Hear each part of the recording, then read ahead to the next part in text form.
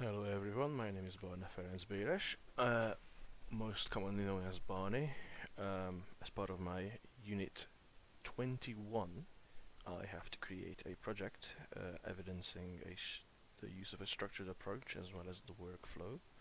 So, and just overall being able to show the whole process that I went through. So I've just decided that I'll use the video format instead, as it's much easier to just talk about what I'm doing at each stage and make a quick recording of it rather than to have to go to a Word program and just type it down. It's not going to be as useful and or as detailed. So this is the project I'm working on, the stage at which we are at. The closest comparison I could give to this game is The Impossible Game. That's the actual name of the game. And the whole project revolves around this blue capsule, which will be moving along this green path, which if I just show is at the moment immensely long. And it's going to be a rather simple platformer, so there's only going to be, I think, 3 buttons is what I have planned at the moment.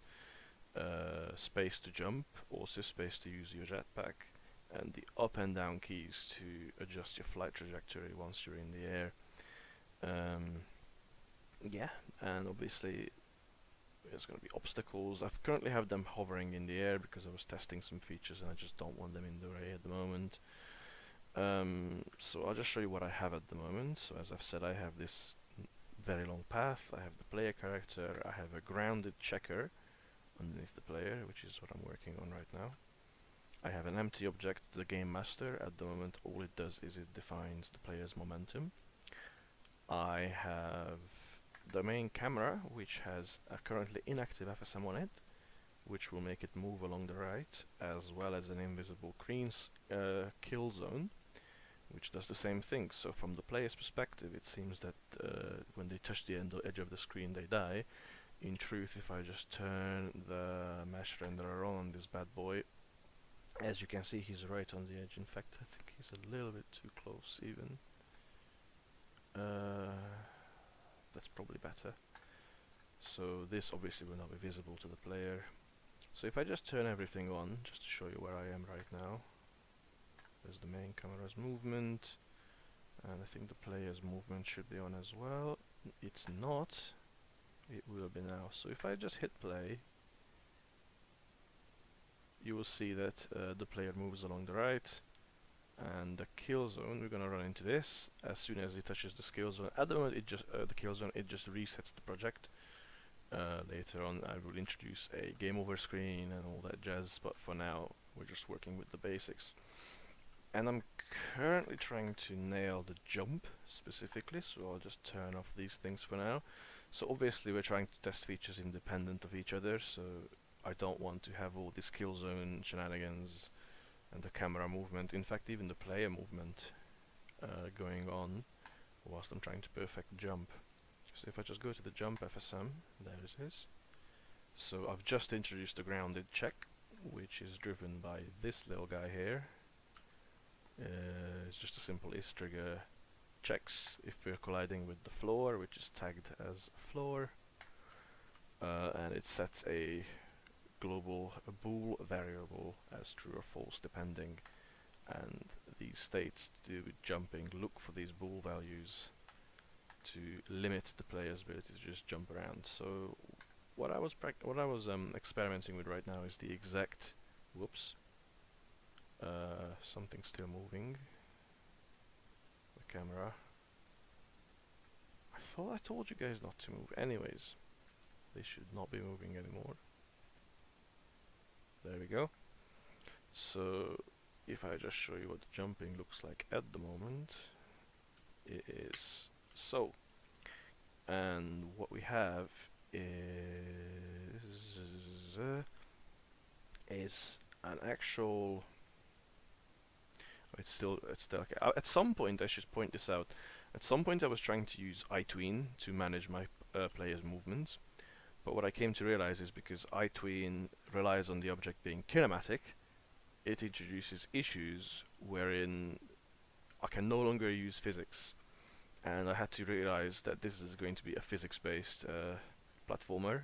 Not massively physics-based, but you know, there's going to be some elements of momentum and flying and such.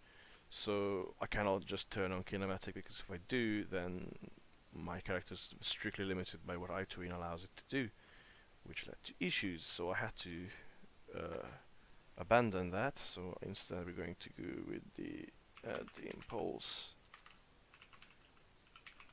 which is what we currently have. There you have it.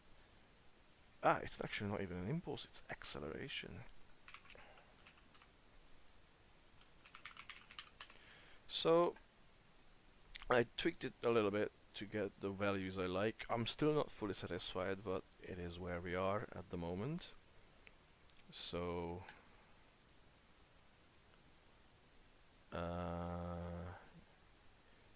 I should draw attention on this bad boy for now.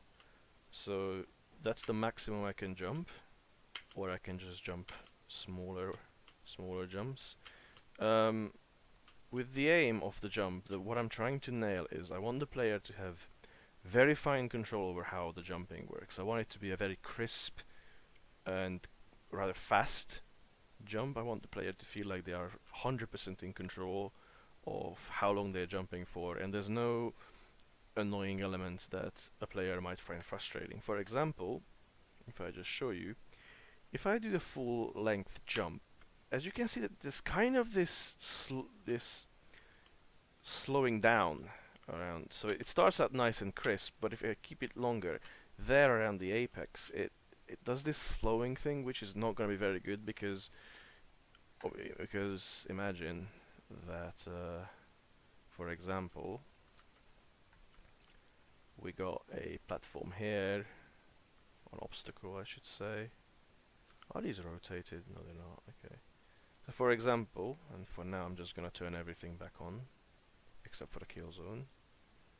So we're gonna turn the movement back on, and the camera moving right. So right now it should move to the right, everything. Yes, they do. Excellent. Just drop this down. Okay, so for example here, if I do the jump and I come to this slow down,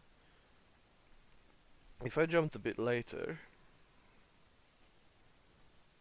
so here the player would want to drop down, but they can't because they're hovering in the air. And if I was a player, I would like to just jump up and then slam down rather quickly. So that's the next thing I'll be playing around with, is trying to... I'm thinking about things like a comparison of the Y value of the player's position. So if, like, let's say Y is a certain value, then it starts moving down, or maybe just add an extra action somewhere here that when time's out it slams the player down to the ground, something like that. I'm not fully 100% yet, I'll have to play around with it. In terms of the actual plan and like the bigger picture, what I'm trying to do here is, as I've said, the impossible game is the main inspiration. So we're moving right, we're avoiding various obstacles. There will be a jetpack mechanic, which I haven't implemented yet. So there's going to be some degree of aerial movement.